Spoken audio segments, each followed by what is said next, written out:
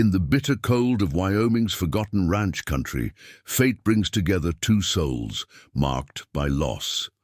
Mara Quinn, a former trauma nurse living with a permanent limp, discovers Cole Stratton, a wealthy rancher and rodeo legend, lying unconscious in the snow near her remote cabin. Once celebrated for saving lives, now shunned by her hospital and abandoned by her fiancé, Mara must decide if she's willing to risk her heart one last time. With nothing but limited medical supplies and sheer determination, she begins the fight. To save Cole's life, through blizzards and shared pain, an unexpected bond forms between two people who thought their chances at love were long buried in the past.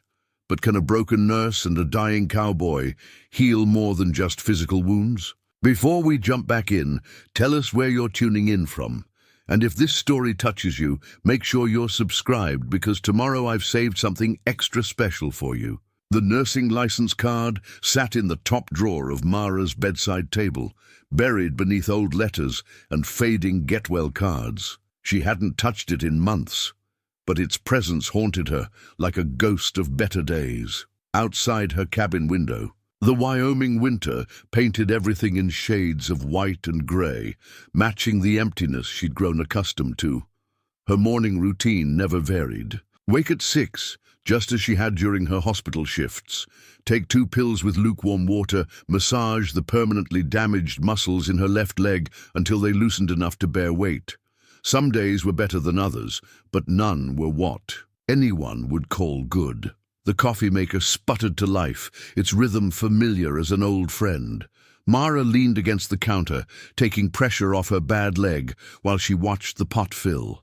The kitchen window offered a view of the Bighorn. Mountains, their peaks lost in low-hanging clouds that promised more snow. Her nearest neighbor was 3 miles down the dirt road, exactly the kind of isolation she'd sought when she fled Casper 6 months ago. "This is what healing looks like," she murmured to herself, the words bitter as the coffee she poured. The mug trembled slightly in her hand, another lasting gift from the accident. The doctors had called it nerve damage, had promised it might improve with time. They'd said the same about her leg. She settled into her worn armchair, the one she'd positioned to face both the window and the wood stove. The morning paper lay unopened on the side table, delivered weekly by Mrs. Henderson from the general store. In town, the elderly woman's pitying looks were easier to bear than those of her former colleagues at Casper Memorial, where she'd worked in the trauma unit for 12 years before the accident, before the 16-hour shift that ended with her car wrapped around a telephone pole, before the surgery that saved her life but couldn't save her career, before David, her fiancé of 3 years, decided that in sickness and in health was more commitment than he could handle. The grandfather clock in the corner, another remnant of her old life, chimed 7 times. Mara pulled herself up, ignoring the familiar stab of pain. The horses in the neighboring ranch would be waiting for their morning check. It wasn't much of a job, but Burke Henderson paid her to keep an eye on his stock during the winter months, and it gave her a reason to push through the pain each day. She layered up against the cold, thermal underwear, wool sweater, heavy coat. Her boots took longer to lace than they used to, her fingers still clumsy with the lingering nerve damage. The metal cane by the door, sleek and black, chosen for functionality over aesthetics, completed her transformation from healing to healer. Outside, her breath clouded in the frigid air. The sky hung low and heavy, the kind of grey that spoke of snow to come. Her boots crunched across the frozen ground as she made her way to Burke's fence line. The horses would be in the sheltered pasture, where the wind couldn't bite quite so deep. Just another day, she told herself, but her hand instinctively reached for the stethoscope she no longer carried. Old habits died hard, especially the ones born from a lifetime of caring for others. Now her patients were limited to Burke's quarter horses and the occasional injured wildlife she found near her cabin. The wind picked up, carrying the first flakes of what the weather service had warned would be a significant storm. Mara pulled her scarf tighter, knowing she should hurry. Back to the cabin soon. But something made her pause. her eyes drawn to movement at the edge of the tree line. At first, she thought it was one of Burke's horses, broken free from the pasture. But as she squinted through the thickening snow, she realized this shape was all wrong, too low to the ground, too still to be anything but trouble. Her leg protested as she changed direction, moving as quickly as she could manage toward the distant figure. The old instincts kicked in, the part of her that had thrived in trauma care taking over before her mind could remind her that she wasn't that person anymore. She was 30 yards away when she realized what she was seeing.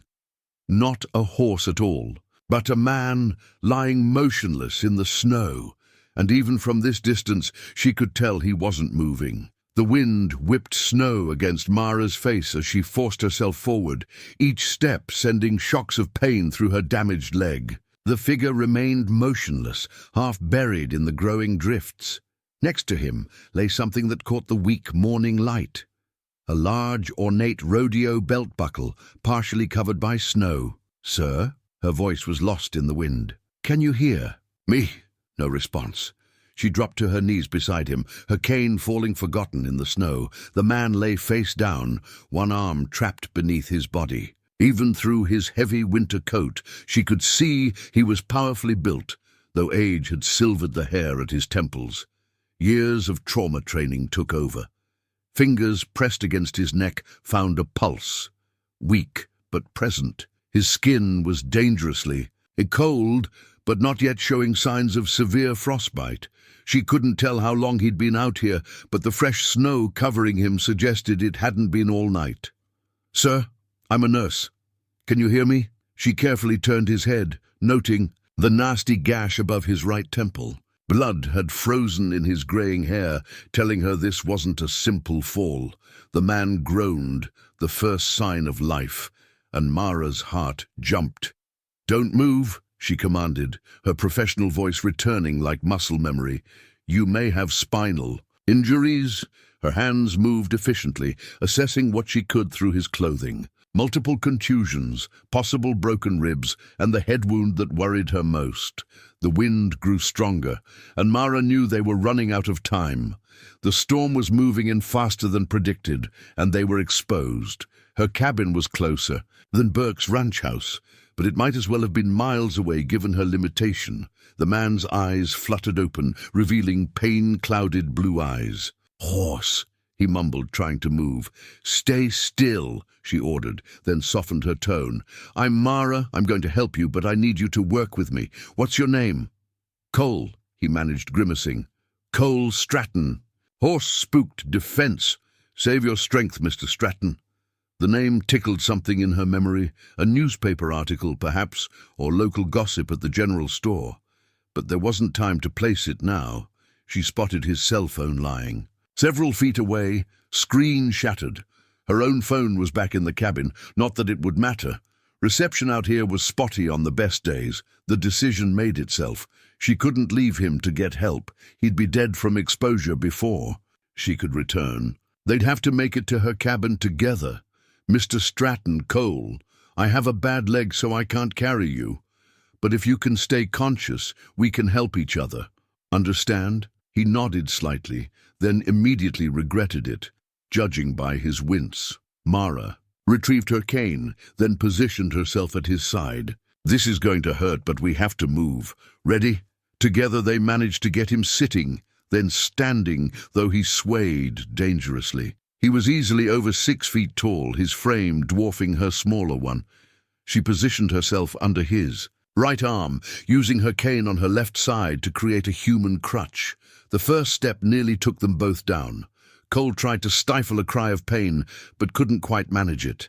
Mara's legs screamed in protest at the extra weight, and she tasted blood from biting her lip. "One step at a time," she encouraged, as much for herself as for him. The wind howled around them, the snow now falling so thickly she could barely see 10 feet ahead.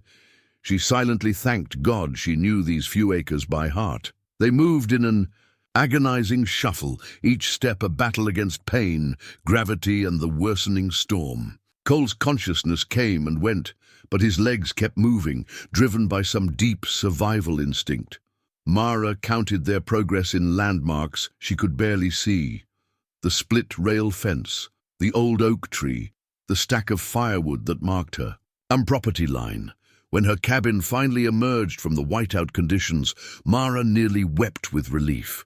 They were both shaking uncontrollably, clothes frozen stiff, breaths coming in ragged gasps. "Almost there," she promised, though she wasn't.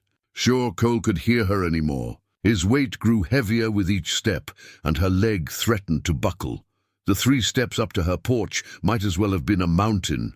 Behind them, half buried in the snow where Cole had fallen, lay the forgotten belt buckle, a champion's. A prize from another life, marking the spot where 2 broken lives had collided in the Wyoming winter. The wind whipped snow against Mara's face as she forced herself forward, each step sending shocks of pain through her damaged leg. The figure remained motionless, half buried in the growing drifts. Next to him lay something that caught the weak. Morning light, a large, ornate rodeo belt buckle, partially covered by snow. "Sir!" Her voice was lost in the wind. "Can you hear me?" No response. She dropped to her knees beside him, her cane falling forgotten in the snow. The man lay face down, one arm trapped beneath his body. Even through his heavy winter coat she could see he was powerfully built, though age had silvered the hair at his temples. Years of trauma training took over. Fingers pressed against his neck found a pulse, weak but present. His skin was dangerously cold, but not yet showing signs of severe frostbite. She couldn't tell how long he'd been out here, but the fresh snow covering him suggested it hadn't been all night. "Sir, I'm a nurse. Can you hear me?" She carefully turned his head, noting the nasty gash above his right temple. Blood had frozen in his graying hair, telling her this wasn't a simple fall. The man groaned, the first sign of life, and Mara's heart jumped. "Don't move," she commanded, her professional voice returning like muscle memory. "You may have spinal injuries." Her hands moved efficiently, assessing what she could through his clothing. Multiple contusions, possible broken ribs, and the head wound that worried her most. The wind grew stronger, and Mara knew they were running out of time. The storm was moving in faster than predicted, and they were exposed. Her cabin was closer than Burke's ranch house, but it might as well have been miles away given her limitation. The man's eyes fluttered open, revealing pain-clouded blue eyes.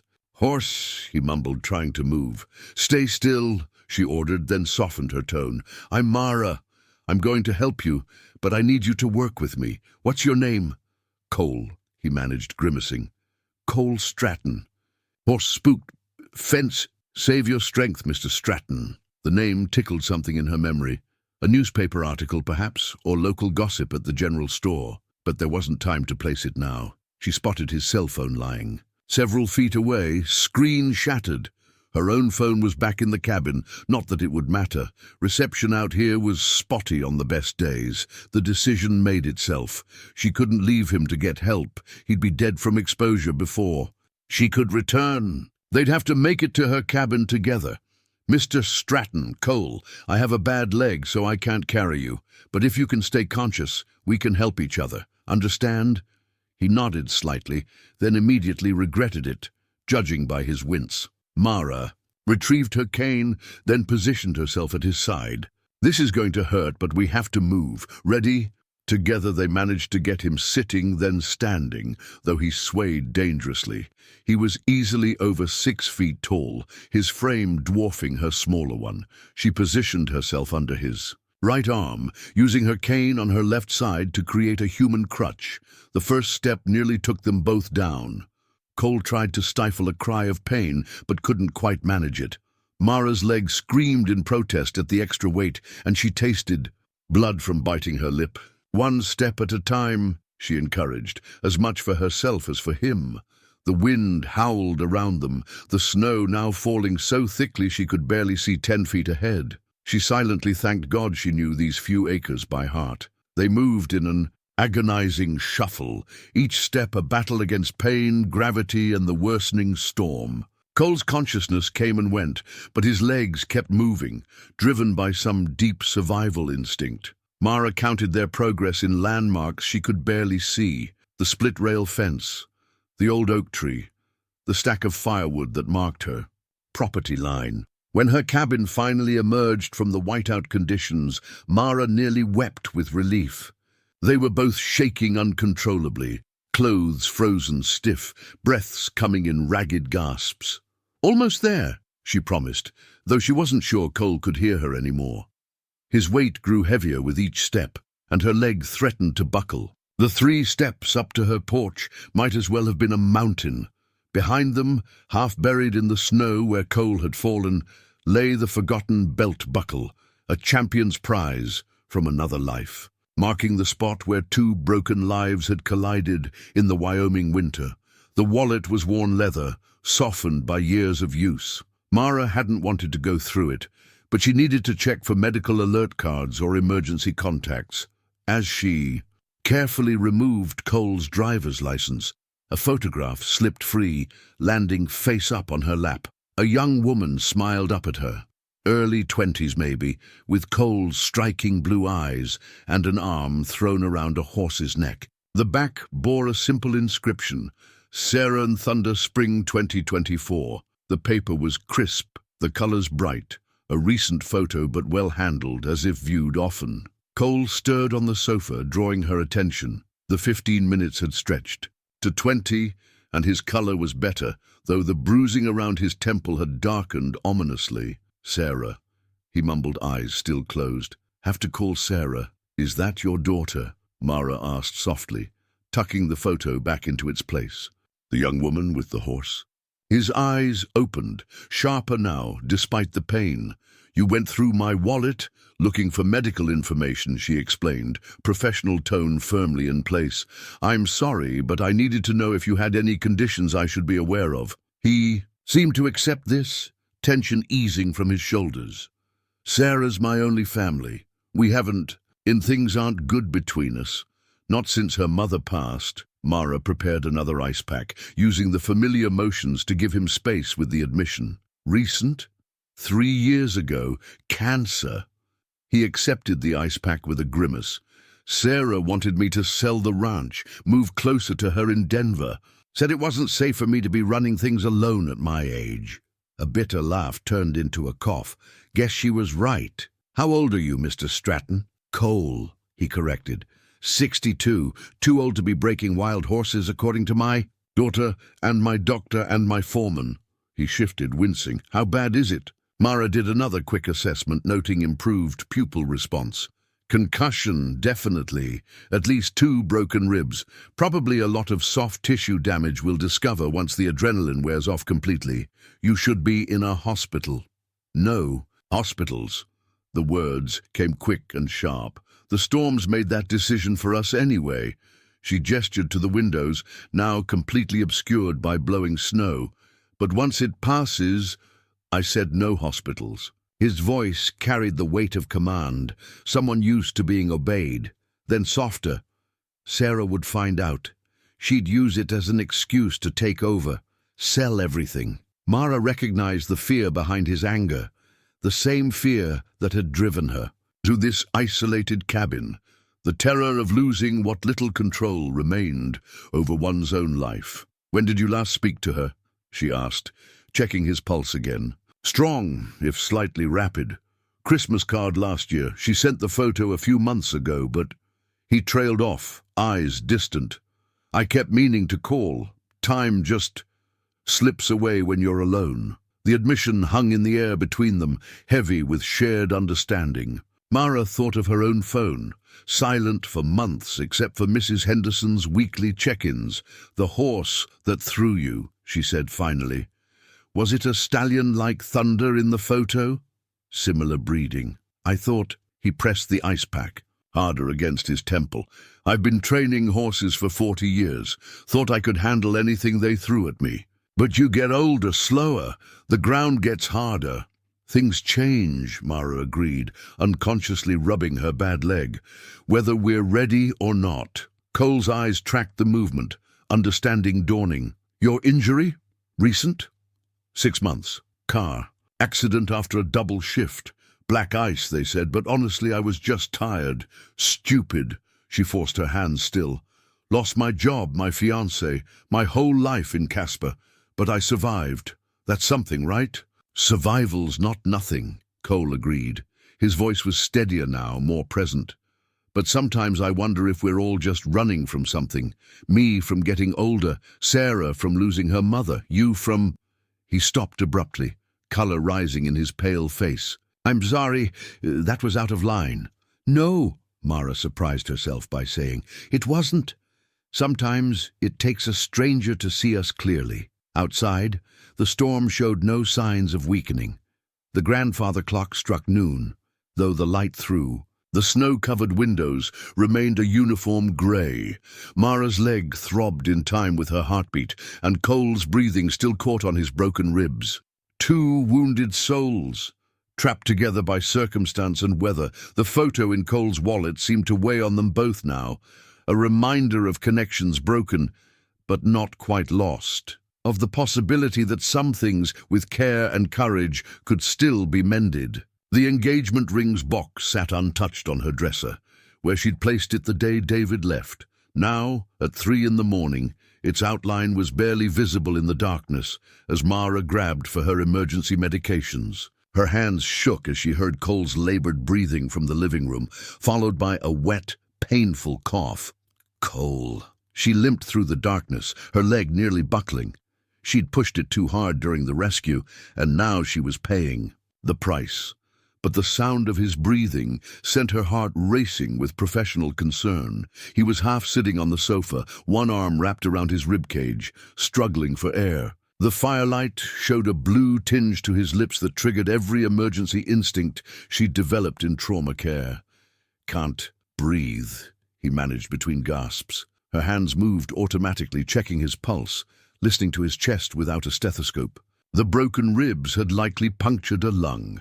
A tension pneumothorax developing right here in her living room, with nothing but an old medical kit to treat it. Stay with me, she ordered. But her voice wavered. The last time she'd said those words, no, she couldn't think about that night, about the teenage girl on her table, chest crushed from a similar accident, dying while Mara worked her 18th hour. The girl whose death had sent Mara driving home in exhausted despair, straight into that telephone pole. Cole's hand gripped her wrist, his eyes wide with fear and understanding. Even through his own crisis, he saw her slipping away into memory. You've got this, he wheezed. Trust yourself. The words cut through her paralysis. She yanked open the medical kit, mind racing through options. No chest tube, no proper equipment. But there in the bottom of the kit, a large bore needle from her emergency cricothyroidotomy set. This is going to hurt, she warned, already cleaning. An area on his chest. But if I don't release the pressure, do it, he grunted. His trust in her was absolute, despite having known her less than a day. Her hands were steady as she inserted the needle between his ribs, muscle memory taking, over where conscious thought faltered. There was a soft hiss as trapped air escaped, and Cole's next breath came easier. Again, he gasped. Other side. She hesitated. The procedure was risky enough once, but he was right. The breathing wasn't fully improving. Shifting to his other side, she repeated the process, each movement precise despite her exhaustion. This time, his color improved immediately. The blue tinge faded from his lips, replaced by healthy pink. His breathing, while still shallow, lost its desperate edge. Thank you, he managed after a moment, then studying her face. You've done that before, too many times. She sat heavily on the coffee table, her legs screaming in protest, usually with better equipment and a whole trauma. Team backing me up. Seemed pretty good to me. He reached for her hand, squeezed it once. You didn't freeze. When it mattered, you knew exactly what to do. The words struck deeper than she expected. She'd been so sure that night had broken something essential. In her had destroyed not just her body, but her ability to heal. Yet here she was, 6 months later, still saving lives. I lost a patient, she found herself saying. The night of my accident. Teenage girl car crash. I worked on her for hours, but She glanced at the ring box, barely visible down the hallway. David said I was too dedicated to the job, that I should have taken breaks, should have let others take over. He said I drove myself too hard. Sounds like he didn't understand what it means to be needed, Cole replied softly, to be the one people count on. A log shifted in the fireplace, sending sparks up the chimney. Outside, the storm continued its assault, but in here something had shifted.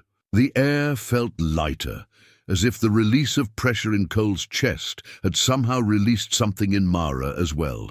Rest, she told him, professional again, but with new gentleness. I'll monitor your breathing, wake you every hour. If it gets worse, it won't. His confidence surprised her. Not with you here. Mara settled back in her chair, one hand resting lightly on Cole's wrist to track his pulse. The ring box gleamed faintly from down the hall, but for the first time in months, its presence didn't feel like an accusation. Perhaps David had been right about her dedication, just wrong about it being a flaw. Cole's cracked phone lay on the kitchen counter like a broken promise, its screen spiderwebbed but still occasionally flickering to life. Morning light filtered weakly through snow-crusted windows, casting pale shadows across Mara's small kitchen. The storm had finally settled into a steady snowfall, less violent, but no less isolating. "You're sure you can eat?" Mara asked, sliding a bowl of oatmeal across the table. She'd helped Cole to one of her kitchen chairs. His movements stiff but stronger than the night before. "After what you did for me last night, I'd eat sawdust if you served it." His attempt at humor was undercut by a wince as he shifted position. "Though this looks considerably better. It's not exactly a ranch breakfast," she apologized, adding honey to her own bowl. Her leg felt marginally better after a few hours of actual sleep, though she knew better than to skip her morning medication. "And Cook would approve. Elena's been trying to get me to eat healthier for years." He took a careful bite. "She and Miguel, my foreman, they're probably worried sick by now." Mara glanced at his phone. "We could try charging it. The power's still on, surprisingly." "Sarah's number is in there," he admitted quietly. "Haven't called her since she sent that photo. Kept telling myself I'd do it when I had something better to report, some proof I could still handle things. And now? Now I'm sitting in a stranger's kitchen, alive only because she happened to find me in the snow." He met her eyes. "Puts things in perspective." Mara plugged in his phone, relieved when the charging symbol appeared. "I'm hardly a stranger anymore. Not after performing emergency medicine on your living room couch." That earned a genuine laugh, followed by another wince. "Fair point, though I don't even know your full name." "Quinn. Mara Quinn, formerly of Casper Memorial's trauma unit." She tested the words, surprised to find they didn't hurt as much as usual. "Currently hiding from the world in a cabin in the middle of nowhere." "Not hiding," Cole corrected. "Healing. There's a difference." He took another bite of oatmeal, considering, though sometimes the line gets blurry. The phone suddenly buzzed to life, its screen lighting up with dozens of missed calls and messages. Mara brought it to the table, but Cole made no move to take it. "Elena's probably called the sheriff by now," he said instead.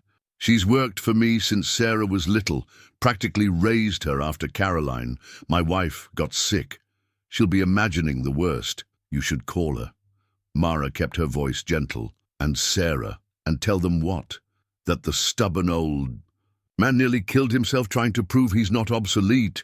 Bitterness crept into his tone. "Sarah's been begging me to sell the ranch for 2 years, says it's too much for one person, too isolated. This would just prove her right. Or," Mara suggested, "you could tell them that when faced with a life-threatening situation, you had the strength to survive and the wisdom to accept help. That's not weakness, Cole. That's grace." He stared at her for a long moment, something shifting in his expression. "You rehearse that speech in the mirror every morning?" "Maybe I should." She smiled slightly. "Might have saved me 6 months of self-pity." The phone buzzed again, and this time Cole reached for it. His hands trembled slightly, from pain or emotion Mara couldn't tell, as he scrolled through the messages. "Sarah's texted 8 times since yesterday," he said softly. The last one just says, "Please be okay, Dad." His voice caught on the last word. Mara busied herself clearing their bowls, giving him privacy as he pressed the call button. She could hear his side of the conversation from the sink. The careful explanation, the gentle reassurances, the promise to be more careful. "Yes, I'm being well taken care of," he said at one point, catching Mara's eye. "There's a former trauma nurse here who's keeping me alive despite my best efforts to the contrary." When he finally ended the call, his eyes were suspiciously bright. "Sarah's driving up from Denver as soon as the road's clear. Says she doesn't care about the ranch, just wants to see her old man." "Sounds like you both needed this wake-up call," Mara observed, returning to the table. "Maybe we all did." He regarded her thoughtfully. "When's the last time you called your family?" The question caught her off guard. Her parents in Minnesota, their calls growing less frequent as she retreated further into isolation. Her sister in Seattle, whose wedding she'd missed during her recovery. The phone lay between them on the table, no longer just Cole's broken device, but a symbol of all the connections they'd both allowed to fracture. The yellowed newspaper clipping fell from Cole's wallet while Mara was helping him change his bandages. "Local Legends Last Ride, Stratton Ends, Career After Near-Fatal Fall," the headline declared. The photo showed a younger Cole astride a massive black bull, his face set in fierce concentration. The date, March 15th, 2005. "I wondered why your name sounded familiar," Mara said, picking up the article. "You were famous. Infamous, maybe." Cole held still as she checked his ribs, but his eyes were distant, lost in memory. 8-time regional champion, 3-time national finalist. Then one bad landing ended it all. Broke 6 ribs, punctured a lung, not unlike yesterday. Mara's hands paused on his bruised torso. "That's why you knew what was happening. You'd been through it before. Difference is, back then I had a whole medical team waiting to scrape me off the arena floor." His attempt at humor fell flat. "Caroline was pregnant with Sarah. The doctors said I'd never ride competitively again. My sponsors dropped me overnight, but you kept the article." Mara resumed bandaging, her touch professional but gentle. The morning sun had grown stronger, casting his injuries in stark relief. Reminder of what pride costs. He winced as she secured the wrap. "I thought I was invincible back then. Thought I could keep pushing limits forever. Now here I am, 20 years later, still making the same damn mistakes." "Are they the same?" Mara settled into her chair, leg protesting the morning's activities. "Yesterday, you weren't performing for a crowd. You were working your own land, living the life you chose. Living it alone," he corrected. "Caroline would have hated that. She always said the ranch was meant for family, not solitude. After she died," he trailed off, studying the old photo. "Sarah tried to stay, gave up a job in Denver, moved back home. But I couldn't let her sacrifice her life for mine. Told her to go, live her own dreams. Didn't realize until she was gone that maybe her dreams and mine weren't so different." The grandfather clock chimed 9. Its sound almost lost in the continuing storm. Mara found herself looking at the newspaper photo differently, not seeing the champion at his peak, but the father who'd given up one dream to protect another. "My mother was a nurse," she said suddenly. "Everyone expected me to burn out like she did, working doubles in the ER until her health gave out. David certainly thought I would, but it wasn't the hours that broke me or even the accident. It was losing the ability to help people, to make a difference." "Seems to me you're still making quite a difference." Cole's voice was quiet but firm. "Or did someone else save my life last night? That was muscle memory, training." But even as she said it, Mara knew it wasn't entirely true. Last night had required more than medical knowledge. It had needed the core of who she was. The healer she'd thought was lost. "You know what I see in that old photo?" Cole handed her the clipping. "Not the rider, but the bull. 2,000 pounds of raw power, and all you need to survive is the strength to hold on and the wisdom to know when to let go. Took me 20 years to learn the second part." Mara studied the image again. The younger Cole's expression wasn't just concentration, it was joy, pure and uncomplicated. Do you miss it? The rodeo, the roar of the crowd, the adrenaline. He shook his head slowly. Not as much as I miss Sunday dinners with Sarah, or the way Caroline used to laugh at my swagger after a win. Fame is flashy, but it doesn't keep you warm at night. A comfortable silence fell between them, broken only by the soft tick of the clock and the muted howl of the wind. Mara realized she'd been absently rubbing her bad leg, an old habit that drew Cole's knowing gaze. "Your turn," he said. "What do you miss most? The hospital, the engagement, the life you had planned?" The question should have hurt, but somehow, sitting here with the morning sun painting shadows across Cole's weathered face, it didn't. "I miss feeling whole," she admitted. "But maybe that's the trap. Maybe we're not meant to stay whole. Maybe we're meant to keep breaking and healing, learning new ways to be strong." Cole reached over and carefully folded the old newspaper clipping, tucking it away. "Sounds like the kind of wisdom worth getting thrown off a horse for, or wrapping your car around a telephone pole." Her smile was tentative but real. Or that. He matched her smile with his own, lines crinkling around his eyes. "Though personally, I'd have preferred we both learned our lessons some easier way." The storm outside was beginning to ease, patches of blue appearing between snow clouds. Soon, the roads would clear and Sarah would arrive, and the quiet bubble of understanding they'd created would burst. But for now, they sat together in the strengthening sunlight, two people learning that some scars were meant to be shared, not hidden. The nearly empty bottle of pain medication sat accusingly on Mara's bathroom counter. 2 pills left. Enough. For one more day if she was careful. She hadn't planned on having to share her limited medical supplies with an injured cowboy during a snowstorm. "You're limping worse," Cole observed when she returned to the living room. He'd insisted on sitting, up in the armchair, though the effort had left him pale and sweating, taking anything for it, trying not to.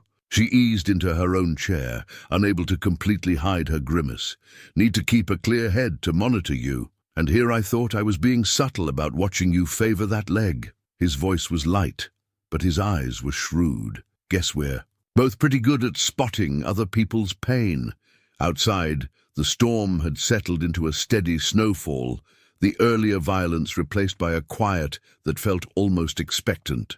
The grandfather clock showed just past noon, though the heavy clouds made it feel later. "It's mostly nerve damage," Mara found herself saying. "The doctors said it might improve with time, but—" She gestured vaguely at her leg. "The muscles. Never healed quite right. Some days are better than others. And today I helped drag a grown man through a snowstorm." She attempted a smile. "Probably set my physical therapy back a month. I'm sorry." The words were simple, but heavy, with genuine regret.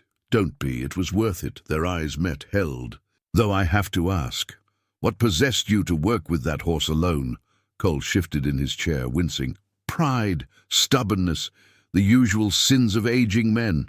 He paused, considering. "Thunder, the stallion. He reminded me of ones I used to ride. Thought if I could just prove I hadn't lost my touch. You could prove Sarah wrong about the ranch being too much." "Something like that." He rubbed his bandaged ribs absently. "Pain's a funny thing. Sometimes you court it just to prove you can still feel." The observation struck uncomfortably close to home. How many times had Mara pushed her rehabilitation too far, seeking that edge of pain that meant she was still fighting? "I used to think I understood pain," she said slowly. "Working in trauma, you see every variety, but experiencing it yourself—" She shook her head. "It's different when it's permanent, when you wake up knowing it'll be there, faithful as a shadow. Makes you appreciate the good moments more." Cole's voice was quiet. "Caroline used to say that, near the end when the cancer—" He stopped, swallowed hard. "She'd have these moments of perfect clarity, no pain, and she'd say they were sweeter because she knew what was coming." Mara felt the familiar weight of medical helplessness, the same feeling she'd had watching that teenage girl slip away. "I'm sorry about Caroline. 3 years this spring." He looked around the cabin, taking in the sparse furniture, the medical supplies still scattered from last night. She would have liked you. No nonsense, straight to the point. Good hands. The compliment warmed her unexpectedly. Sounds like quite a woman. She was. Taught school in town, rode as well as any ranch hand, raised Sarah mostly alone while I was chasing rodeo glory. His smile was bittersweet. I kept thinking we'd have time later, after my last season, after Sarah grew up, after... There's always an after. Until there isn't. The truth of it settled between them like the snow outside, silent but heavy with meaning. Mara thought of her own afters, after the accident, after physical therapy, after she felt whole again. How many moments had she lost waiting for a future that might never arrive? A spasm gripped her leg, sharp enough to draw a hiss of pain. Cole reached out instinctively, his hand finding hers across the space between their chairs. Breathe through. It, he advised, his grip warm and steady. Like you told me last night. She focused on his hand, on the strength still evident in his weathered fingers. The pain peaked, then slowly ebbed, leaving behind its usual dull throbbing. Thank you, she managed, but didn't pull away. His hand remained, offering comfort that had nothing to do with medical necessity. Seems fair, he said softly. You've been holding me together since yesterday. The snow continued to fall outside, but in here something was thawing. Two people who'd learned to carry their pain alone, suddenly remembering what it meant to share the load. We should check your bandages, Mara said finally, though she made no move to break their connection. In a minute. Cole's thumb traced, a gentle circle on her palm. Sometimes the medicine isn't what heals you. The old radio crackled with static, offering only fragments of the emergency broadcast through the storm's interference. Roads closed. Severe conditions. Stay indoors. Mara adjusted the dial, seeking better reception, but the weather report remained stubbornly unclear. That doesn't sound promising, Cole observed from his chair. Evening was settling in, and with it a new intensity to the storm. The wind had picked up again, rattling the windows with renewed fury. We're running low on everything, Mara admitted, switching off the useless radio. Bandages, antibiotics, pain medication. If your ribs get worse, they won't. But his attempt at reassurance was undermined by a sudden cough that left him gripping his side, face contorted in pain. Mara moved to him without thinking, her hands gentle but sure as she checked his breathing. Your lung sounds aren't great. If it collapses again, you'll save me again. His hand caught hers where it rested on his chest, holding it against his heartbeat. You seem to have a knack for it. The touch sent warmth through her that had nothing to do with medical concern. Their faces were close, his eyes searching hers with an intensity that made her breath catch. Cole, she started, not sure if she was warning him or herself. I haven't been whole, he finished softly. Neither have I. Not for years. His other hand rose to touch her cheek. Calloused fingers impossibly gentle. Maybe that's not such a bad thing. The grandfather clock struck 6, its chimes mixing with the howl of the wind. In the fading daylight, shadows played across Cole's face, softening the lines of pain, highlighting the strength that remained. I'm not good at this anymore, Mara whispered. Trusting. Letting people in. And I'm not good at admitting I need help. His thumb traced her cheekbone. But here we are. The kiss, when it came, was as natural as breathing, soft at first, tentative, then deepening with a hunger that surprised them both. Mara felt the years of loneliness melting away, replaced by a warmth that spread through her entire body. Cole pulled back first, his breathing slightly ragged. I should apologize, he said, though his hand still cradled her face. Taking advantage of my nurse's kindness. I'm not your nurse. Mara surprised herself with the firmness of her tone. And you're not taking advantage of anything. A particularly strong gust rattled the cabin, making them both jump. The fire had burned low, casting the room in shadow. Outside, the storm showed. No signs of relenting. We should check the generator, Mara said reluctantly, professional instincts reasserting themselves. If the power goes, it can wait 5 minutes. Cole's voice was rough with emotion. Unless you're running away. The question hung between them, heavy with meaning. Running away. Wasn't that what she'd been doing these past 6 months? Running from failure, from pain, from the possibility of caring too much again? No, she said finally. No more running. She leaned in, resting her forehead against his. But if you tear those stitches, I'm going to be very annoyed. His laugh rumbled through both of them. Duly noted. He brushed another kiss across her lips, lighter this time, but no less meaningful. Though I have to say, this is the most pleasant medical treatment I've ever received. Don't get used to it. Once Sarah gets here, I'm telling her exactly how amazing you are. His tone was serious now. How you saved my life, how you trusted your training even when you doubted yourself. How you showed me that sometimes asking for help isn't weakness, it's wisdom. Mara felt tears threatening and blinked them back. You're a sweet talker, Stratton. No. He shook his head slightly. I'm just a man who's finally learning to see clearly, even if it took a concussion to get there. Another blast of wind shook the cabin, and this time the lights flickered ominously, reality intruding on their moment of connection. Generator, Mara said firmly, pulling back, and fresh bandages, and maybe some actual food that isn't oatmeal. Yes, ma'am. Cole's smile was warm enough to chase away the gathering shadows. Though for the record, I'd eat nothing but oatmeal for the rest of my life if it meant more moments like this. Mara felt an answering smile tugging at her lips as she helped him stand. Outside, the storm raged on, but in here, something had broken through, as unstoppable as spring thaw after the longest winter. The hospital ID badge had slipped behind her dresser months ago, and Mara had left it there, too raw to deal with the smiling face of her former self. Now searching for extra blankets as the generator sputtered outside, she found it again. Dr. Mara Quinn, Trauma Unit Lead, her photograph bright-eyed and confident beneath the Casper Memorial logo. You never mentioned you were the unit lead, Cole said from the doorway, where he'd insisted on following despite her protests about his ribs. The generator had refused to start, and the temperature in the cabin was dropping steadily. It didn't seem relevant.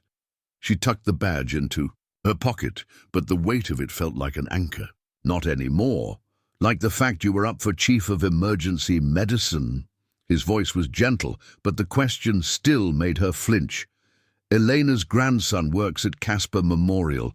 She mentioned it when I called earlier. The silence stretched between them, broken only by the wind's endless howling. The flashlight beam caught dust motes dancing in the air, making them look like snow inside the cabin. I was 38, Mara said finally, youngest candidate they'd ever considered for the position. David had just proposed. My career was peaking. Everything was... She swallowed hard. Perfect. Too perfect, maybe. Tell me, Cole encouraged softly. Not the version you tell yourself at night. The real story. Mara sank onto the edge of her bed, leg throbbing in the cold. Cole settled carefully beside her, close enough to share warmth, far enough to give her space. Her name was Jenny Martinez. 16 years old, prom dress still in the back of the wrecked car. I'd been on shift for... She closed her eyes, remembering. 18 hours. We were short-staffed, always were in trauma, and I wouldn't leave. Couldn't leave. She looked so much like my niece. The girl you lost, Cole said. Not a question. I worked on her for 3 hours, kept her heart beating, kept pushing blood, kept trying everything I knew. The other doctors wanted to call it, but I was the unit lead. My call. Her laugh was bitter. My responsibility. She pulled the badge from her pocket, ran her thumb over its smooth surface. When she died, I should have stayed. Should have talked to the family, done the paperwork, followed procedure. Instead, I ran, got in my car, and just drove. Didn't even call David. Couldn't face him knowing I'd failed. The accident wasn't your fault, Cole said firmly. Wasn't it? I was exhausted, emotional, definitely shouldn't have been driving. The black ice was just an excuse. She gestured at her leg. This was karma. Universe's way of saying I had No business trying to save lives when I couldn't even stop. Cole's voice was sharp enough to cut through her spiral. You're doing it again. Taking everything on yourself, carrying weight that isn't yours to bear. That's rich, coming from someone who won't let his daughter help with the ranch. Exactly. He caught her hand, squeezed it. Maybe we're both too good at martyring ourselves, too proud to admit we're human. The flashlight beam wavered, batteries warning of their impending failure. In the dimming light, Mara studied Cole's face, the lines of pain and wisdom, the gentleness that balanced his strength. They offered me disability, she admitted, a desk job in administration. David thought I should take it, said it was time to slow down anyway, but the thought of watching others do what I couldn't anymore. So you came here to hide? To heal, she corrected, echoing his words from earlier. At least that's what I told myself. But maybe I was just punishing myself for Jenny, for not being perfect, for letting everyone down. Cole shifted closer, his arm wrapping carefully around her shoulders. You know what I see in that badge photo? Not perfection, passion, purpose, the same fire that made you run out into a snowstorm to save a stubborn old cowboy. Not so old, Mara murmured, leaning into his warmth. Old enough to know that sometimes our worst moments lead us exactly where we need to be. He pressed a kiss to her temple, though preferably with a working generator. As if in response, the lights flickered, once and died completely, plunging the cabin into darkness, broken only by their failing flashlight. Well, Mara said after a moment, I guess we'll find out if I'm still good in a crisis. Sweetheart, Cole's voice was warm in the darkness. That was never really in doubt. The badge slipped from her fingers, landing softly on the carpet. In the dark, she couldn't see the confident smile of her former self anymore, but somehow that felt right. That woman was part of her story, but not its ending. The Christmas ornament tumbled from Cole's jacket pocket as Mara helped him into warmer layers. A small silver star, tarnished with age, but still catching what little light remained. In the darkness of the powerless cabin, it seemed to hold a glimmer of hope. Sarah made it, Cole explained, carefully picking it up. First-grade art project. Caroline hung it front and center every year, even after the glitter started falling off. His voice softened. I've carried it since the funeral. Silly, maybe. Not silly. Mara added another log to the fireplace, their only source of heat now. The temperature had dropped dangerously low, and the storm showed no signs of breaking. You're keeping her close. Was supposed to give it back to Sarah this Christmas. He turned the star over in his hands. Had this whole plan. Invite her to the ranch, try to mend things, even started clearing out Caroline's old studio for her. Sarah always wanted to paint like her mother. Mara settled beside him on the sofa, sharing the thick blanket she'd found. Their breath fogged in the cold air. You can still do that, if we survive the night. But his attempt at gallows humor fell flat as another violent shiver racked his body. The cold was dangerous for him, especially with his injuries. We need to think about options, Mara said, professional tone masking her worry. The roads are closed, but Burke's Ranch is only 3 miles down. If I could make it— No. Cole's hand found hers under the blanket. Not in this weather, not with your leg.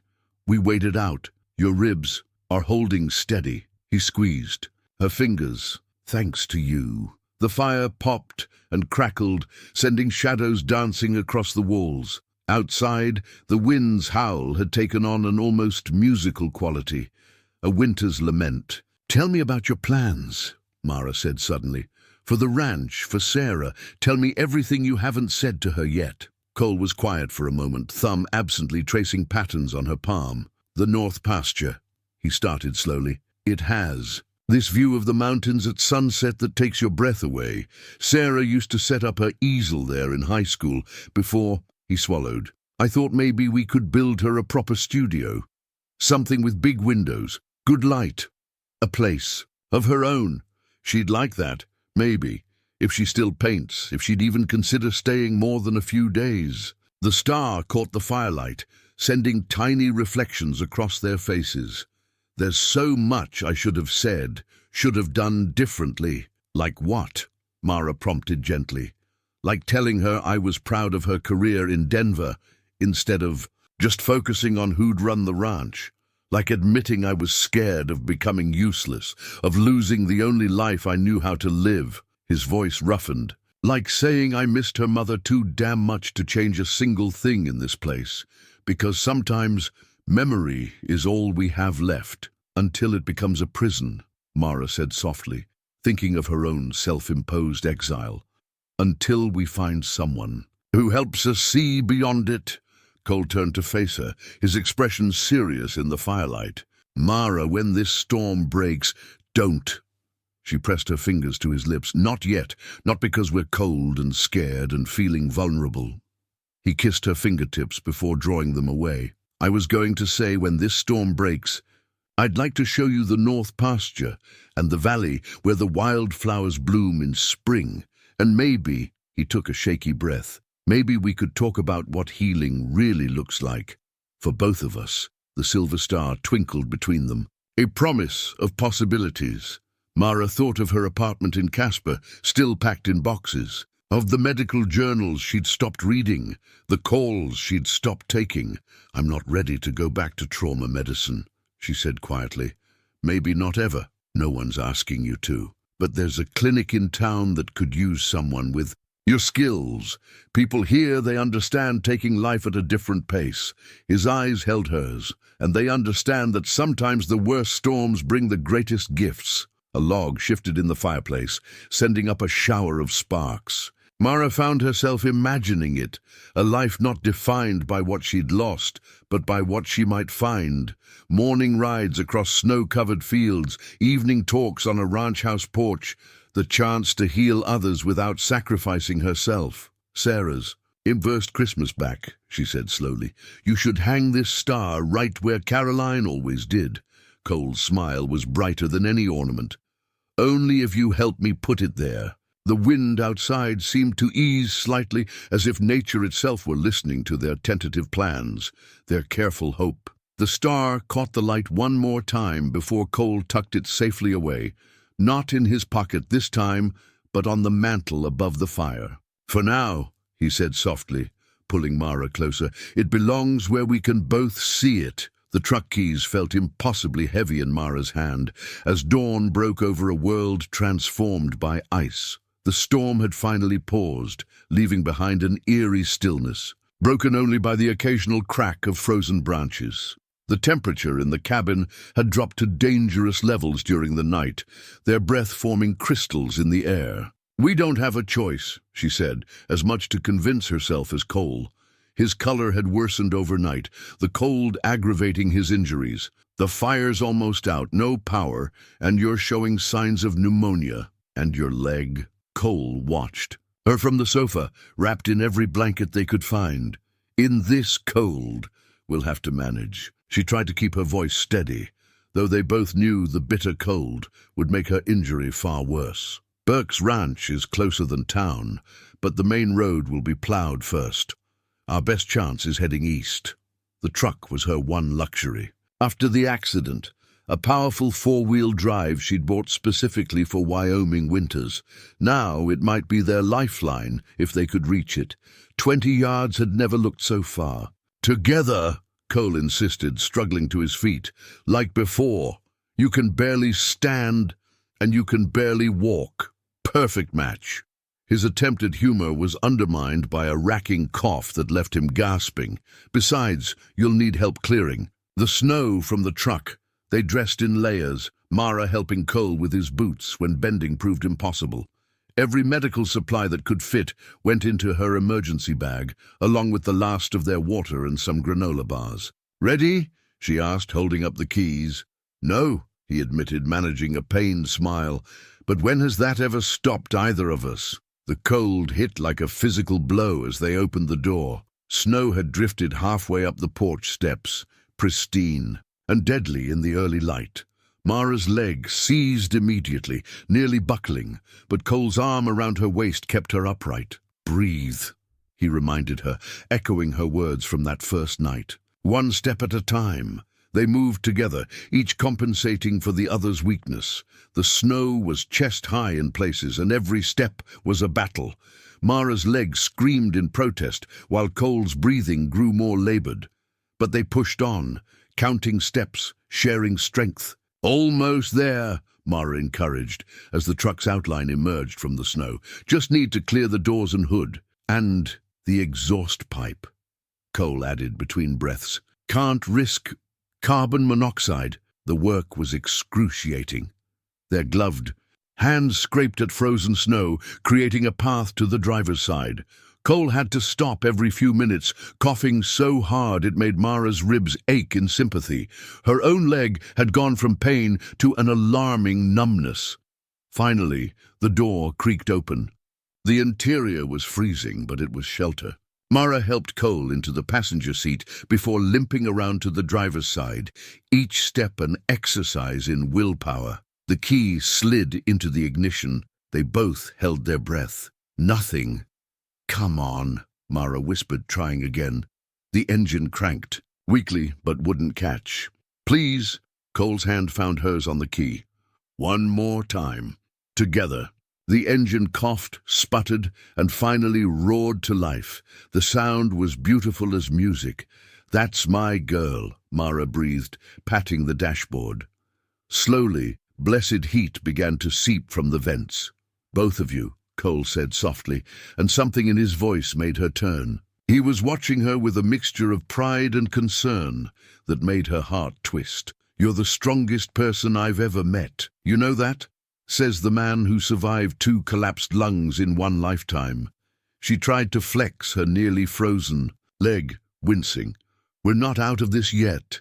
"No," he agreed, reaching for her hand again, "but at least we're not facing it alone anymore." The road ahead was invisible under feet of snow, and they had no way of knowing if help was coming from either direction.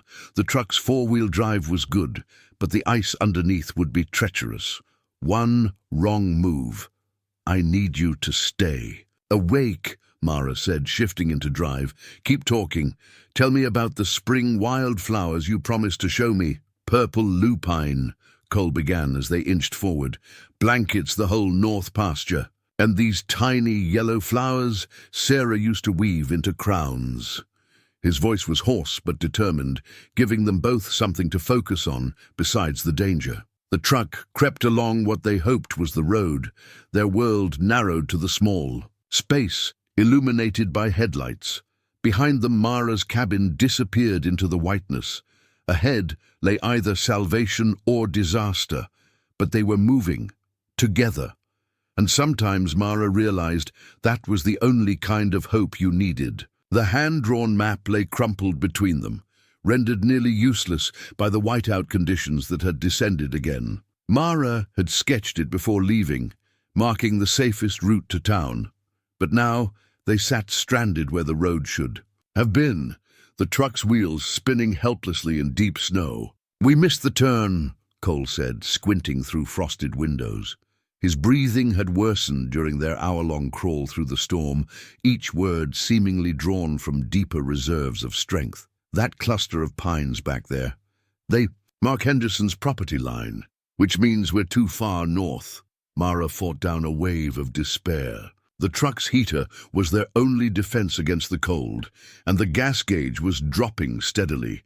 Her leg had progressed from numbness to a deep, burning pain that made every movement an agony. "We need to turn back," Cole said quietly. "Find the cabin before we run out of fuel." "If we can find it." Mara's hands tightened on the steering wheel. "And if we do, what then? Wait to freeze or—" She couldn't finish the thought, but Cole's hand found her arm. "Better than dying out here." As if in response, the engine coughed once, twice, and the truck shuddered. "No," Mara whispered. "No, no, no." She turned the key, but the engine only wheezed. The gas gauge hadn't been accurate. Empty meant empty, and now they sat exposed to the full fury of the returning storm. Cole started coughing, the sound wet and painful. When he drew his hand away from his mouth, Mara saw flecks of blood on his glove. Internal bleeding, she said flatly. Your ribs have shifted, been through worse. But his attempt at bravado was undermined by another coughing fit. Mara pulled out the map again, trying to think through their options. The paper shook in her hands. From cold or fear, she wasn't sure anymore. Burke's ranch has to be within 2 miles of here, she said, tracing the route they should have taken. If we follow the tree line, you can't walk that far. Cole's voice was firm despite his weakness. Not in this cold, not with your leg. And you can't stay here. She turned to face him fully. The bleeding will get worse. Without proper medical attention. The unspoken truth hung between them. They were both running out of time. Cole reached over, his cold fingers tracing her cheek. You know what Caroline used to say about impossible choices. Mara leaned into his touch, memorizing the feel of his hand. What? She said they only seem impossible because we're trying to find a perfect answer. His eyes, despite the pain clouding them, held hers steadily. Sometimes you have to choose the path you can live with, not the one that saves everything. I can't leave you here. The words came out fierce, surprising them both with their intensity. Not after saving my life? His smile was gentle. Seems to me you've more than fulfilled any obligation there. It's not about obligation. Mara's voice cracked. You know that. I do. He pulled her closer, pressing his forehead to hers. Which is why you have to go, because I can't watch you die trying to save me, not you. The wind rocked the truck, a mournful howl that seemed to echo Mara's inner turmoil. The map crumpled, further in her grip as memories flashed through her mind. Jenny Martinez on her table, David walking away, all the times she'd fought so hard to save others only to lose them anyway. You're asking me to choose, she whispered. I'm asking you to live. Cole's voice was barely audible over the storm. To take all that passion for healing and use it somewhere warm, with proper equipment and people who need your skills. To stop punishing yourself for things you couldn't control. And what about you? Her voice was thick with unshed tears. What about Sarah, the ranch, all those plans we just made? Plans are funny things. He managed a weak chuckle that turned into another cough. Sometimes they're just God's way of giving us something to hope for while he works out what we really need. The map slipped from Mara's fingers, landing between them like a challenge. Stay and likely die together, or leave and live with the choice forever. No perfect answers, just paths we can live with, or paths we can't. The emergency flare felt like lead in Mara's pocket as she made her decision. One shot at salvation, but only if she could find help before the cold claimed them both. She'd found it in the truck's emergency kit, their last hope against the gathering darkness. I'm not leaving, she said, her voice steady despite the cold. But I'm not staying here to freeze either. She turned to Cole, whose eyes had begun to take on the dangerous glassiness of hypothermia. We're doing this my way now, Mara. No, she cut him off with a firmness that surprised them both. I didn't spend 12 years in trauma to give up now, and I didn't find you in that snow just to lose you in it. Moving quickly despite her screaming leg, she began gathering their supplies, the emergency blankets, what remained of their water, the medical kit. Her mind worked with the clarity that had once made her the youngest trauma lead in Casper Memorial's history. We can't stay in the truck. It's becoming a freezer, but we can't wander blindly either. She checked Cole's pulse, noting its dangerous sluggishness. We need shelter, and we need to be visible when help comes. If help comes, Cole corrected. Weakly, when? She wouldn't accept any other possibility. Sarah's on her way, remember, and Burke's ranch hands will be looking once the storm breaks. We just have to survive until then. The wind howled around the truck, but beneath its cry, Mara heard something else. A deeper sound, like wood creaking. She rolled down the window a crack, ignoring the blast of Arctic air. There, she said, pointing into the whiteness. That, and down, it's the old covered bridge. Burke mentioned it crosses the creek about half a mile from his property.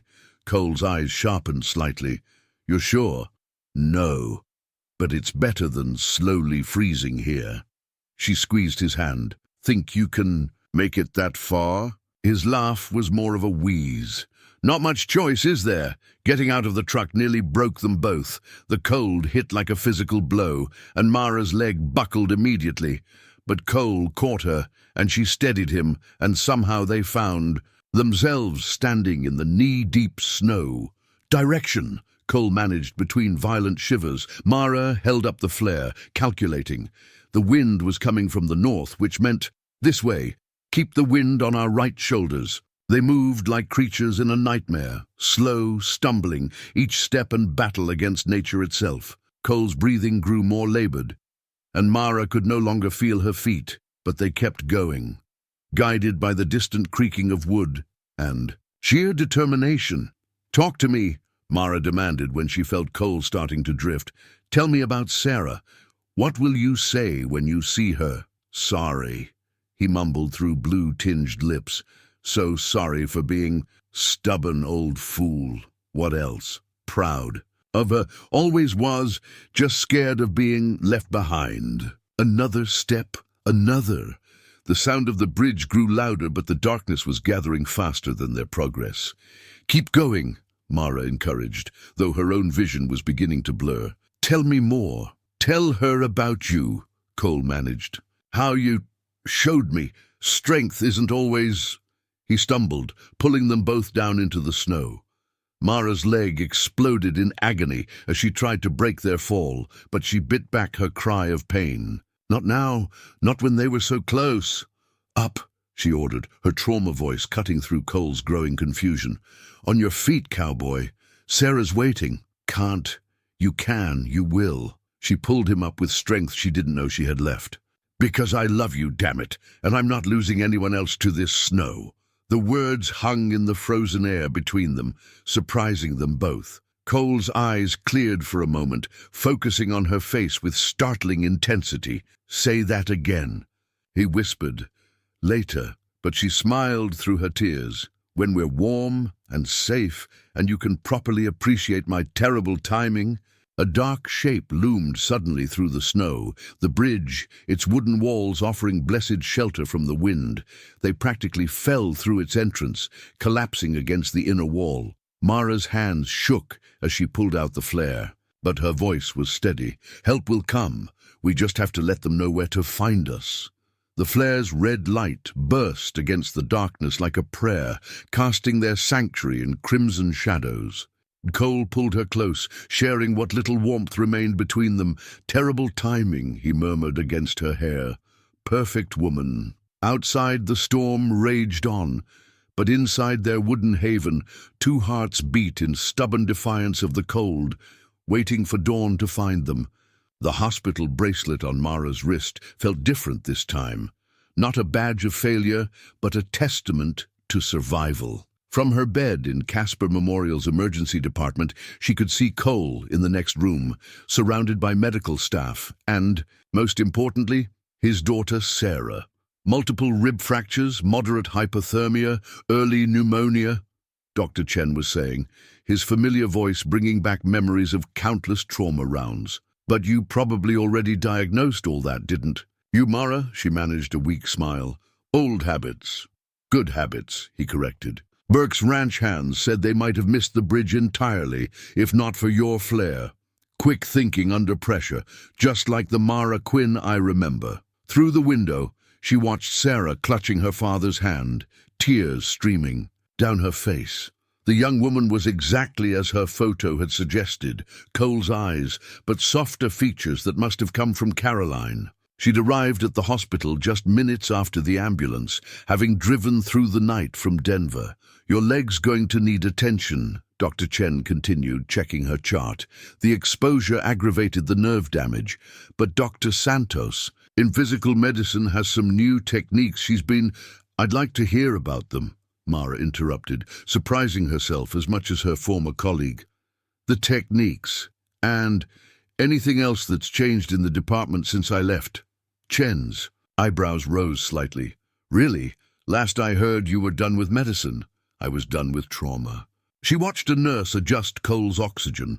remembered her own hands performing similar tasks countless times. But maybe there are other ways to heal people. Before Chen could respond, Sarah appeared in the doorway. Her eyes were red but determined. "Ms. Quinn, I'm Sarah Stratton. Could we talk?" Chen patted Mara's shoulder. "I'll check back later. And Mara, welcome home." The words hit harder than she expected. Home. Was it still, after everything? Sarah took the chair beside Mara's bed, her movements hesitant. Up close, she looked exhausted but relieved. "The doctors said if you hadn't been there, if you hadn't known what to do." She swallowed hard. "Thank you doesn't seem enough. How is he?" "Stubborn." Sarah smiled through fresh tears. "Keeps trying to tell the nurses he's fine, even with an oxygen mask on. But they say he'll recover, thanks to you." "He saved me too," Mara said quietly, "in ways that don't show up on medical charts." Sarah studied her for a moment, so much like her father in her directness. "He told me about the ranch, about wanting to build me a studio, about trying to find ways to bridge the distance between us." She twisted her hands in her lap. "I thought he was just being stubborn about selling, about not wanting change. I never realized that he was scared of losing you completely." "Yeah." Sarah wiped her eyes. "God, we're both so bad at this, at talking about what matters."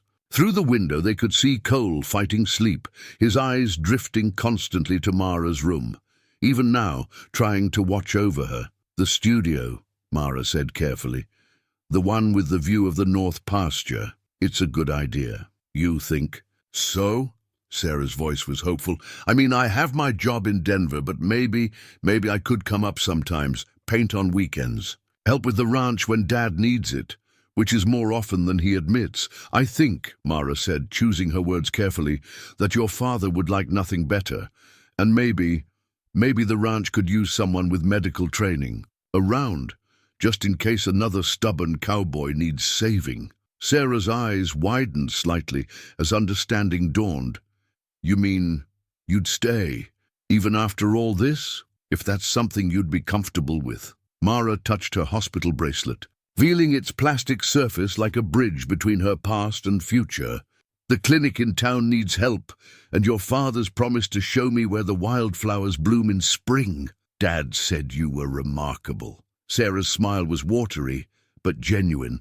"He didn't mention you were crazy enough to match him." High praise. Coming from a Stratton. They shared a laugh that felt like the beginning of something. Through the window, Cole had finally lost his battle with sleep, his face peaceful for the first time since Mara had found him in the snow. "The north pasture really is beautiful at sunset," Sarah said softly. "Mom used to say it was like God was painting just for us." She reached over and squeezed Mara's hand. I think she'd be glad you found Dad, that you found each other." The hospital bracelet caught the fluorescent light, no longer a reminder of what Mara had lost, but a symbol of what she might help build, a new kind of healing, a new kind of home. "So," Sarah said, her eyes twinkling just like her father's, "should we tell him about the studio when he wakes up, or let him think it's his idea?" Outside the hospital windows, the Wyoming winter continued its reign. But in here, spring felt closer than ever. The family photo sat propped on Cole's hospital nightstand, taken just hours before. A simple smartphone snapshot that captured everything. Sarah sat on the edge of her father's bed, Cole's arm around her shoulders, while Mara perched in the visitor's chair, her cane leaning forgotten against the wall. All three smiling, tired but genuine, as Christmas Eve sunlight streamed through the window. "First family photo in 3 years, Sarah mused, adjusting her father's pillows. "And it's in a hospital room." Mom would have loved the irony. "Carolyn always did appreciate life's little jokes," Cole agreed, his voice stronger now after 3 days of proper treatment. The oxygen mask had been replaced by a nasal cannula, and color had returned to his face.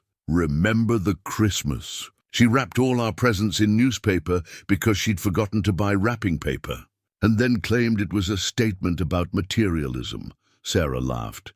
"I was, 12? So disappointed until I opened that art set I'd been begging for." Mara watched their easy banter from her chair, marveling at how quickly they'd fallen.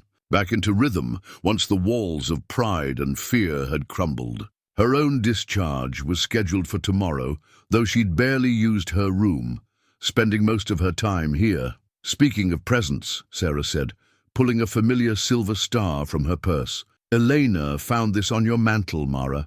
Said it. Looked important. Cole's eyes softened at the sight of his daughter's childhood ornament. "I was carrying it when you decided to break in a wild horse alone in a snowstorm." Sarah's tone was teasing, but held an edge of lingering fear. "Yeah, we're still talking about that later, Dad." Looking forward to it, he reached for Mara's hand. "Though I have to say, some good came from my stubborn foolishness." "Careful," Mara warned with a smile. "You're starting to sound like one of those Hallmark movies Mrs. Henderson loves so much. Next, you'll be saying it was all part of some divine plan, wasn't it?" Sarah asked quietly. "I mean, what are the chances? A former trauma nurse living exactly where Dad needed her most. Mom would have called that a God thing for sure." The photo seemed to glow in the late afternoon light. 3 people who'd been strangers a week ago, now bound by something deeper than crisis. Mara thought of her own family, the call she'd finally made yesterday, her mother's tears, her sister's immediate offer to fly out, the bridges she'd thought burned, just waiting to be rebuilt. "The clinic director called," she said, watching Cole's face carefully. "They need someone 3 days a week, starting after New Year's. Nothing too strenuous, mostly routine care and minor emergencies. Plenty of time for helping with the ranch." "Books," Cole observed, trying to sound casual. "And maybe the occasional sunset viewing from the north pasture? And weekend painting sessions," Sarah added hopefully. "I've already talked to my boss about working remotely part-time. Denver's only 6 hours away, and with video calls. Sounds like you two have it all planned out." But Mara's heart swelled at their eagerness to include her, to make space in their healing family. "Not everything." Cole's voice turned serious. "Sarah, honey, would you grab my wallet? Left drawer." Sarah complied, curiosity evident on her face. Cole withdrew a folded paper, handed it to Mara with slightly shaky fingers. "Deed to the east pasture," he explained as she opened it. "Previous owner passed away last spring. Land's been sitting empty. Beautiful spot. Good light. Plenty of room for, say, a small house, if someone wanted to put down roots." Mara stared at the document, emotions threatening to overwhelm her. "Cole, no pressure," he added quickly. "Just possibilities. Something to think about while we're all healing." Sarah watched them both, eyes bright with unshed tears. "I'll get us some coffee," she said tactfully, squeezing her father's shoulder before slipping out. Alone, Mara finally let her own tears fall. "You're supposed to be resting, not planning real estate ventures." "Had to do something during those long night hours." He tugged her gently closer. "Besides, doctor says I need motivation to get stronger. Pretty sure building a future counts."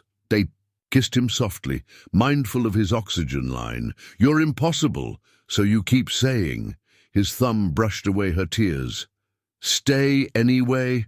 The photo watched over them, proof that broken things could be mended, that new families could grow from winter's hardest storms.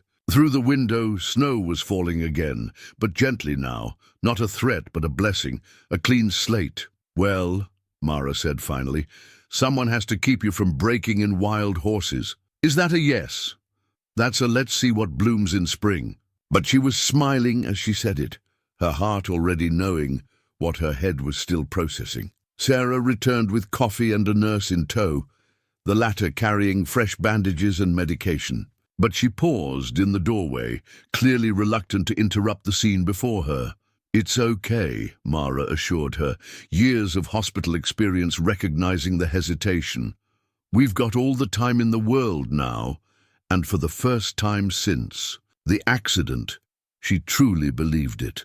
The house keys gleamed new and bright against the weathered wood of Cole's front porch railing. 1 month after the storm that had changed everything, Mara stood watching the sunset paint the north pasture, in shades of gold and rose, just as Cole had promised it would. "Penny for your thoughts, Doc?" Cole's voice was strong again as he joined her, moving carefully but steadily. Weekly physical therapy sessions, which he'd only agreed to attend if she did the same, were slowly rebuilding his strength. "Just wondering what my trauma team would say if they could see me now." She leaned into him as his arm slipped around her waist. "Country doctor, part-time rancher's girlfriend, surrogate stepmother to an artist. Regrets only that I waited so long to start living again." She touched the keys, feeling their potential. The small house on the east pasture wouldn't be ready until summer, but that felt right somehow. Time to let all their healing take root. The screen door creaked behind them as Sarah emerged, paint smudges on her hands and joy on her face. She'd spent the day setting up her temporary studio in Caroline's old sewing room, each brushstroke a bridge between past and future. "Eleanor says dinner's ready," she announced, "and she's not taking no for an answer, even if you two are having a moment." "Heaven forbid we keep Elena waiting," Cole chuckled. "She's been feeding Strattons for 30 years, and she's not about to stop now." They made their way inside, where warmth and light and the smell of home cooking wrapped around them like a blessing. The dining room table was set for 5, Elena and Miguel joining them, as they had every Sunday since Cole's release from the hospital. The old Christmas star hung in the window, catching the last rays of sunlight. Sarah had insisted on leaving it up, a reminder of the night that had brought them all together. Below it, a new photo frame held 3 images: the hospital snapshot, a picture of Caroline holding baby Sarah, and a shot of the north pasture in snow, taken the day Mara had found Cole. "Before we eat," Sarah said as they settled around the table, "I wanted to show you something." She retrieved her tablet, pulling up a digital canvas. "It's just a sketch, but I thought, for the new house." The painting took Mara's breath away. It showed the covered bridge where they'd taken shelter, but transformed. Spring wildflowers bloomed around its weathered walls, and light streamed through its windows. In the foreground, 2 figures walked hand in hand, one with a slight limp, one with a cowboy's hat, while a third figure sat nearby at an easel, capturing the scene. "Sarah," Cole's voice was rough with emotion, "it's perfect. Mom always said art should tell a story," Sarah explained softly. "And this one, it's about finding home in unexpected places, about how sometimes we have to get lost before we can be found." Elena wiped tears from her eyes as she served the food, while Miguel raised his glass in a silent toast. They'd all been part of this journey, this gradual thawing of frozen hearts. "Speaking of getting found," Mara said, reaching for Cole's hand under the table, "the clinic board approved my proposal. We're starting a rural outreach program in the spring, basic medical care for outlying ranches, emergency response training for ranch hands, helping other stubborn cowboys who won't go to the doctor," Cole teased. "Something like that." She squeezed his fingers. "Though none quite as stubborn as you." "Thank God for that," Sarah laughed, passing the bread. "One's quite enough." The conversation flowed easily after that, plans and stories weaving together like threads in a tapestry. Sarah's next art show in Denver, where she'd feature Wyoming. Landscapes. Cole's ideas for expanding the ranch's breeding program with Miguel's expert help. Elena's determination to teach Mara proper ranch cooking before the wedding. That last one made both Mara and Cole blush, but neither corrected her. Some things they'd learned didn't need to be rushed. Love could unfold as naturally as seasons changing, as surely as winter giving way to spring. Later, after dishes were cleared and goodbyes said, Mara stood again on the porch. The stars were emerging, brilliant in the Wyoming night sky, and her leg ached with the good tiredness of a day well lived. The new keys caught the porch light, no longer just metal, but a promise of home, of family, of all the healing yet to come. "Ready to come in?" Cole called softly from the doorway. Mara smiled, turning toward his voice, toward their future. "Yes," she said, "I'm ready."